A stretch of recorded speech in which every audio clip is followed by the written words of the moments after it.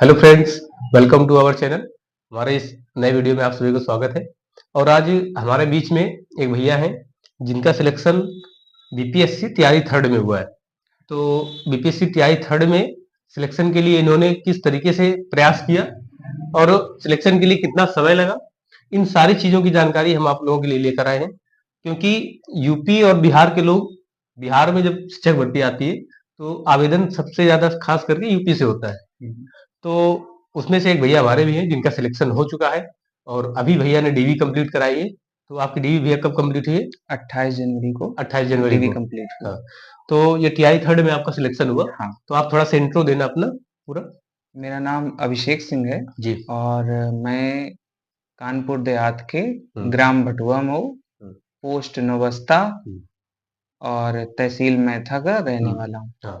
और अभी जो आपका करंट जो निवास है वो कानपुर में है। हाँ, तो पढ़ाई के लिए हाँ, हम कानपुर में रहते हैं। हाँ, तो मतलब पढ़ाई के लिए ही मतलब आप लोगों ने गांव से हाँ, निकल गांव करके से यहाँ हम पर लोग आए। यहाँ आए हैं, हाँ, मतलब गांव में उतनी अच्छी सुविधा नहीं मिल पाती थी। पढ़ाई की नहीं मिल पाती है, तो इसलिए हम यहाँ पर आए हाँ, हैं। तो भैया का जो सिलेक्शन हुआ है वो बीपीएससी तैयारी थर्ड में हिंदी जूनियर पर। हाँ, जूनियर जूनियर स्कूल में हाँ, हिंदी और के लिए। हिंदी सब्जेक्ट के लिए हाँ, हुआ है। तो भैया का सिलेक्शन जैसे बताया इन्होंने कि बिहार में टीआई थर्ड में हिंदी माध्यम से 6 to 8 के लिए सिलेक्शन हुआ है। हाँ, और इसके पहले भी आपने एग्जाम दिए होंगे। हाँ, हाँ, सारे टीआरई के हाँ, सारे ही एग्जाम दिए हम्म, हुए हैं।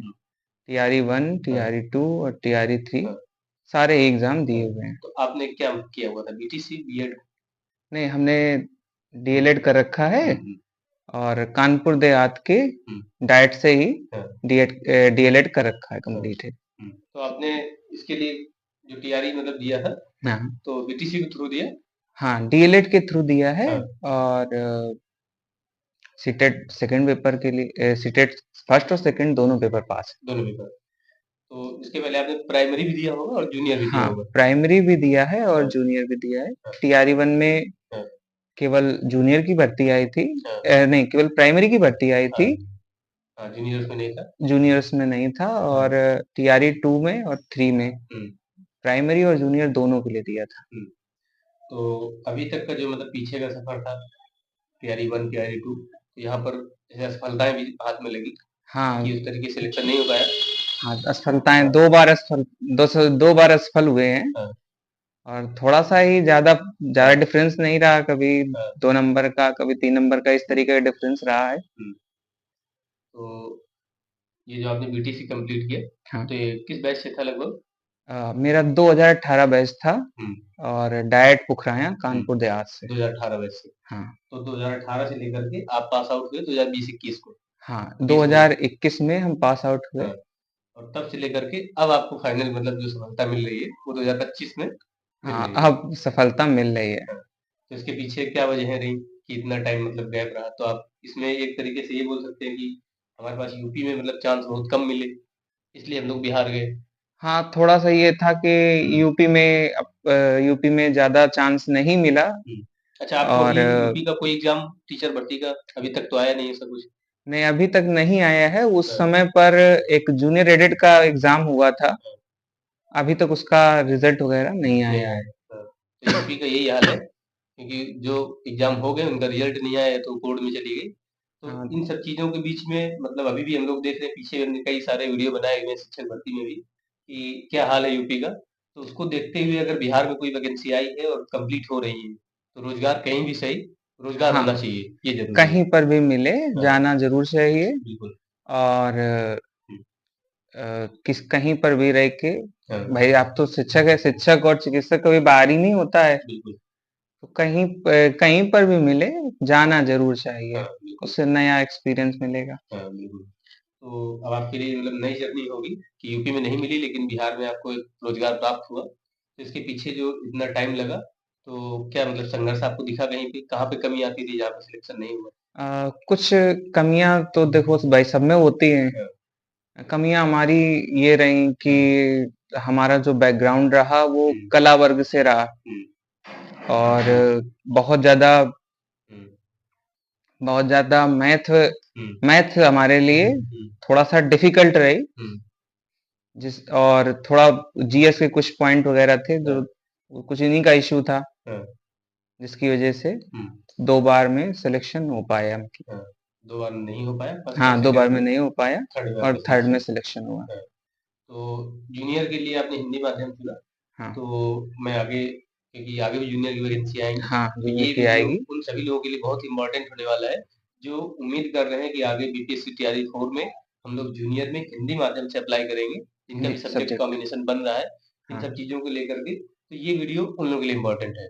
हाँ। उन दर्शकों के लिए हमारे, आप ये कुछ ऐसी टिप्स दीजिए कि जो आपने संघर्ष किया है, उससे आपने क्या सीखा और जहाँ आपको असफलताएँ मिली, उनमें क्या चेंजमेंट किए, जिससे आपको टीआई थर्ड में सफलता हाथ लगी? सबसे पहले तो हमें अपना बेसिक्स जो नॉलेज है, उसको मजबूत करना है।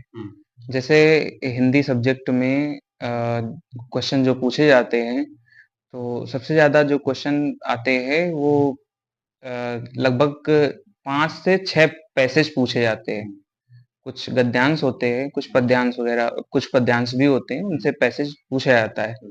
तो जो हमारी बेसिक चीज़ें हैं, जैसे हिंदी साहित्य का इतिहास है, इतिहास के भी कुछ क्वेश्चंस आते हैं और व्याकरण भी पूछी जाती है, तो हमें हिंदी सब्जेक्ट के लिए उन पर थोड़ा-सा फोकस करना पड़ेगा।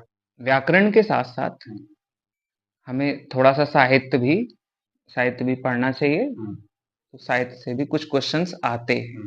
क्योंकि अगर हिंदी का एग्जाम है तो साहित्य उसमें हाँ, पूछा जाना लाजमी है। हाँ, क्योंकि एक बार टीआरई 2 हमने भी दिया हुआ है और आप भी हाँ, दिए होंगे, तो देखा होगा कि प्राइमरी का जो पेपर था, हाँ, तो जिसमें लैंग्वेज का आया था, हाँ, लैंग्वेज में तो उन्होंने काफ़ी हाँ, टफ जो था, हाँ, वो क्वेश्चंस पूछ रखे थे। हिंदी बिल्कुल। साहित्य का इतिहास काफ़ी टफ पूछ रखा था। और वो 30 क्वेश्चन होते थे लैंग्वेज में, जिसमें से हाँ, 8 क्वेश्चन इंग्लिश के थे और जो 22 जो क्वेश्चन थे, तो लगभग 22 के 2200 क्वेश्चन हाँ, हाँ, वो सारे साहित्य के थे। सारे साहित्य के हाँ, कुछ साहित्य के ही क्वेश्चन थे। हाँ, बाद में उसमें ये भी हुआ कि हुँ, बहुत सारे लोग जो इस बैकग्राउंड से नहीं थे, हाँ, तो भाषा का पेपर पास नहीं कर पाए। बिल्कुल। तो बाद में उस हाँ, भाषा के पेपर को हुँ, हटा भी दिया गया था, वो कंपल्सरी नहीं रहा था। हुँ, तो जो हमारे हिंदी सब्जेक्ट में जो मेरिट बनेगी, तो वो 120 नंबर पर मेरिट बनती है। 40 जो नंबर होते हैं वो जीएस के होते हैं। जीएस में मैथ भी होगी, रीजनिंग भी होगी और जो भी करंट है और साइंस वगैरह जो आती है, ये भी सब होगा। और 80 नंबर जो होगा, वो हमारे सब्जेक्ट के लिए होगा, चाहे आपका सब्जेक्ट हिंदी हो, सोशल साइंस हो, उर्दू हो, संस्कृत हो या इंग्लिश हो या मैथ साइंस हो। तो वो 80 क्वेश्चन जो होंगे, वो हिंदी के लिए होंगे।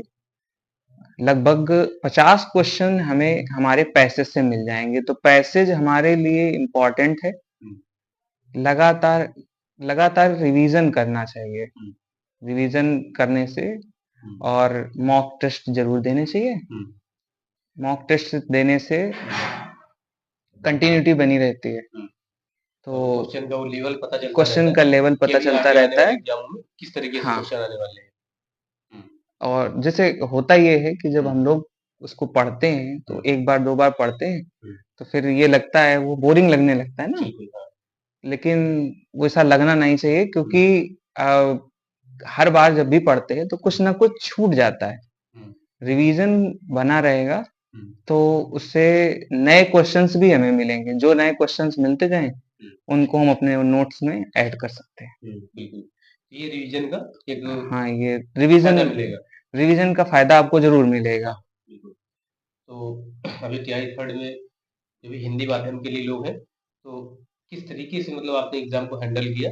एग्ज़ाम हॉल का प्रेशर होता है, तो हाँ, उसको भी मतलब तो होता है, क्योंकि अगर वो तो फर्स्ट में प्रेशर होता सफलता है। नहीं मिली, सेकंड में भी नहीं मिली, हाँ, तो थर्ड में जाके मिल रही, तो आपको एक ये एहसास भी हुआ होगा कभी कि कहीं ऐसा ना हो कि फिर से हाँ, गड़बड़ हो हाँ। जाए कुछ ऐसा पेपर? ऐसा लगता ही है हाँ। और ये तो मानव का स्वभाव ही है, हुँ, थोड़ा-सा असुरक्षा लगती है। हुँ, लेकिन जब भी एग्ज़ाम हॉल में जाएँ, तो आराम से और बिल्कुल रिलैक्स माइंड होकर जाएँ।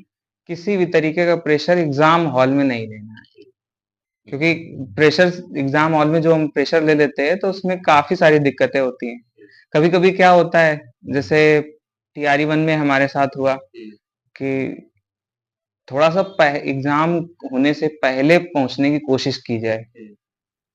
क्योंकि भाई हम लोग जैसे यूपी से हैं, तो जाने में लेट लपेट हो जाता है, तो फिर इसके बाद बहुत टेंशन होती है। तो उस टेंशन में टीआरई 1 में क्या हुआ कि जहाँ पर इन्विजिलेटर के साइन होने थे, तो वहाँ पर हमने अपने साइन कर दिए। इस तरीके की मिस्टेक हो जाती है, या कभी-कभी रोल नंबर वगैरह भरने में, ओएमआर भरने में गलती हो जाती है। तो फिर आपकी मेहनत जो होती है वो अंदर मेहनत जो होती है वो कॉन्फिडेंस डाउन हो जाता है, कॉन्फिडेंस वहीं से डाउन हो जाता है। इसलिए थोड़ा लगता है कि हमने पेज खोलने से पहले ही गंदा कर दिया अगर हाँ, गड़बड़ हो गया। एग्जाम हुआ हाँ, इस फिर टाइप से। और आपको जहाँ से पेपर अच्छा लगता है, आपको जीएस अच्छी लग रही है, जीएस क्वेश्चन आ रहे हैं, तो आप जीएस से सॉल्व कर सकते हैं। आप पहले मैथ सॉल्व कर सकते हैं, ऑफलाइन पेपर होता है। जो आपको सरल लग रहा है, या आप पहले हिंदी कर सकते हैं। साथ में ही ये भी करना चाहिए कि जैसे जो कोई सेक्शन आपने कंप्लीट कर लिया है, उसके जो आंसर्स हैं, अगर आपको फाइनल आंसर पता है, तो आप साथ में ही ओएमआर भी भरते चलें। क्योंकि जो लास्ट में हम लोग ओएमआर भरते हैं, तो अक्सर करके गलतियां होती हैं। हमारे साथ भी हुई है, और हम आपके भी साथ हुई होंगी, क्योंकि आप सब लोग तो साथ में ही हम सब लोग पेपर देते हैं, तो उस समय गलतियां हो जाती है, क्योंकि टाइम कम रहता है और टाइम का प्रेशर बढ़ता रहता है। आने का प्रेशर कि अगर ये नहीं आ रहा है तो हम आगे बढ़े या ना बढ़े, इसको सॉल्व करें। तो अगर कोई क्वेश्चन नहीं आ रहा था तो उसमें समय ज्यादा तोड़ देते हैं, तो फिर वो आगे चल करके और प्रेशर बढ़ाता है, टाइम कम होता चला जाता है। और यहाँ पर एक चीज ये भी ध्यान देने वाली है कि इसमें जो ऑप्शंस हैं वो 5 ऑप्शंस हमें मिलेंगे। ये टीआई थर्ड का जो भैया का पेपर है, जिन्होंने मतलब बीपीएससी टीआई थर्ड पे सिलेक्शन हुआ है, तो ये बिहार का पेपर है। अब इसमें से किस तरीके से सॉल्व करना है, कैसे क्या देखिए, जैसे कि ये जो क्वेश्चंस हैं, तो इसमें सबसे बड़ी बात ये है कि यहाँ पर हमें 5 ऑप्शंस देखने को मिलेंगे, ए, बी, सी, और एक ऑप्शन दिया होगा उपयुक्त में से एक से अधिक, या उपयुक्त में से कोई नहीं। तो सबसे पहले तो हमें क्वेश्चन को बहुत अच्छे तरीके से पढ़ लेना है। अगर क्वेश्चन में कोई क्वेश्चन दिया हुआ है, नहीं करके दिया हुआ है, तो उस पर और ज्यादा सावधानी देनी पड़ेगी। और जैसे मैथ वगैरह में कैलकुलेशन रहता है, तो हमें हमेशा ये देख के चलना है कि जैसे हम लोग बहुपद सॉल्व करते हैं, तो बहुपद में एक मान निगेटिव आता है और एक पॉजिटिव आता है। यहाँ पर वो कभी-कभी ये पूछते हैं कि उपयुक्त में से एक से अधिक, दोनों ही आंसर होते हैं, तो वहां पर भी गलती हो सकती है। तो इसलिए जो ऑप्शंस हैं वो सारे हमें देख लेने चाहिए कि ऐसा तो नहीं कि एक से अधिक ऑप्शन हो सकता है, और कभी-कभी इनमें से कोई ऑप्शन भी नहीं होता है। तो ऑप्शंस पर एक बार नजर जरूर दे लेनी चाहिए। तो ये जैसे आपके साथ हुआ, और ये जो भी लोग एग्जाम हाँ, हमने भी एग्जाम दिया था, तो 5 ऑप्शंस का जो सीन होता है, हाँ, ये काफी गेम मतलब बदल देता है। हाँ, ये सबसे ज्यादा गेम चेंजर यही है, क्योंकि यहाँ पर हम लोग क्या करते हैं, जल्दीबाजी के चक्कर में रहते हैं थोड़ा सा, कि हमने क्वेश्चन पढ़ा और हमें इसका आंसर आता था और हमने इसको लगा दिया। लेकिन हमें ये भी ध्यान देना चाहिए, ऐसा तो नहीं है कि 2 ऑप्शन हो उसके लिए, सेम ऑप्शन और हमारा ये तीसरा ऑप्शन बन जाए एक से अधिक, और हम वहां पहुंचे ही नहीं। तो बहुत ज्यादा क्वेश्चन पढ़ने में भी सावधानी रखनी है, बहुत ज्यादा हड़बड़ी नहीं करनी है। और एक ये भी क्वेश्चन रहता है, जैसे कि ये है, तो हम लोग यहाँ पर भी इस पेपर को सॉल्व कर सकते हैं। थोड़ा सा और आगे करके हम लोग यहाँ पर भी देखो, जैसे ये बने हुए हैं, तो हम लोग यहाँ पर भी इसको सॉल्व कर सकते हैं। कहीं ऐसा कोई रोक नहीं है कि आप पीछे आपका रफ कार्य के लिए पीछे दिया होता है, लेकिन अगर वहां पर आपकी जगह भर गई है, तो आप यहाँ आगे भी सॉल्व कर सकते हैं, कोई ऐसी दिक्कत। मैं आपको दिखा देता हूँ आगे कि अगर आपको पीछे जैसे आपको लगता है कि नहीं मेरा नहीं हो सकता है, तो ये देखिएगा, इसमें से हम लोग यहाँ भी सॉल्व कर सकते हैं, भले रफ कार्य के लिए पेज पीछे दिए होते हैं, लेकिन यहाँ पर भी सॉल्व कर सकते हैं, सामने समय बचा सकते हैं, कोई रोक टोक होता नहीं एग्जाम हॉल नहीं, कोई दिक्कत नहीं होती। टीचर नहीं चाहता है कि आपका सिलेक्शन ना हो, हाँ, वो आपके साथ ऐसी कोई बाधाएं नहीं उत्पन्न करेगा जिससे आपको दिक्कत हो। तो इन चीजों को लेकर के काफी मतलब महत्वपूर्ण जानकारियां हैं आपके लिए। तो एक ये एग्जाम के बारे में जो भैया ने बताया कि किस तरीके से हमको आगे टीआरई 4 के लिए तैयारी करनी है, तो थोड़ा सा ये बता दीजिएगा कि आप क्या मतलब सजेस्ट करना चाहेंगे टीआरई 4 में जो स्टूडेंट्स आएंगे, हिंदी माध्यम के लिए आएंगे, तो हिंदी माध्यम के लिए ऐसी कोई बुक्स हो जो बीपीएससी टीआरई 4 को टारगेट करे, और इसके बाद ओवरऑल एग्जाम के लिए जो भी टारगेट करने के लिए आपको कौन सी वो चीजें हैं जो मतलब कि लगता है कि नहीं ये हमारे एग्जाम के बीच में नहीं होनी चाहिए, हाँ। और हमको किन चीजों को इग्नोर करना है एग्जाम के टाइम पे 2 महीने 4 महीने जो भी समय मिलेगा, और कहाँ पे हमको फोकस करना है? देखिए, सबसे ज़्यादा तो हमें किसी भी तरीके का दबाव नहीं लेना है कि आपने खाना-पीना छोड़ दिया या आपने खेलना-कूदना छोड़ दिया। वैसे हम तो बहुत ज़्यादा खेलते नहीं लेकिन आपको रिलैक्स भी रहना है। आप चाहो तो थोड़ी देर के लिए आप गाने वगैरह सुन सकते हो। अपने कब बहुत ज़्यादा हड़बड़ी में नहीं रहना है कि अब आज ही सारी पढ़ाई खत्म हो जाएगी, ऐसा भी नहीं करना है। रिवीजन लगातार करते रहना है, और जैसे कि बुक्स के लिए अभी आपने पूछा है, तो बुक्स जो हैं, तो घटना चक्र की पूर्वावलोकन एक बुक आती है, उसी कई सारी सीरीज़ हैं 2023 की और 24 की भी सीरीज़ अब आ चुकी है। तो जीएस के लिए हम लोग उससे तैयारी कर सकते हैं, और हिंदी के लिए भी उससे तैयारी कर सकते हैं। उसमें काफ़ी अच्छा मटेरियल दिया हुआ है। घटना चक्र की पूर्वावलोकन, हाँ, पूर्वावलोकन एग्जाम के लिए टारगेट एग्ज़ाम के लिए हाँ, अच्छी बुक है। हाँ, हम लोग उससे कर सकते हैं तैयारी, और बाकी जो आपने एक बार नोट्स बना लिए हैं, तो आपके पास सबके पास ही नोट्स होंगे। उसी नोट्स का हमें रिवीजन करना है, और रिवीजन बार-बार करना है। टेस्ट सीरीज़ भी लेते रहनी है। समय-समय में बराबर चलती हाँ, रहे। हाँ, अगर आप चाहें तो ऑफ़लाइन भी ले सकते हैं, ऑफ़लाइन बैच भी ले सकते हैं, या ऑनलाइन भी आप तैयारी कर सकते हैं। बहुत सारे ऐसे यूट्यूब चैनल्स हैं जो हमें फ्री में भी प्रोवाइड कराते हैं। बिल्कुल। जैसे टीचिंग परीक्षा वाला यूट्यूब चैनल है, तो वहाँ पर भी प्लेलिस्ट हमें मिल सकती है, तो हम वहाँ पर भी पढ़ सकते हैं, कोई दिक्कत ऐसी नहीं है। Previous year question paper solve कर लेंगे, तो उससे हमें और भी मदद होगी।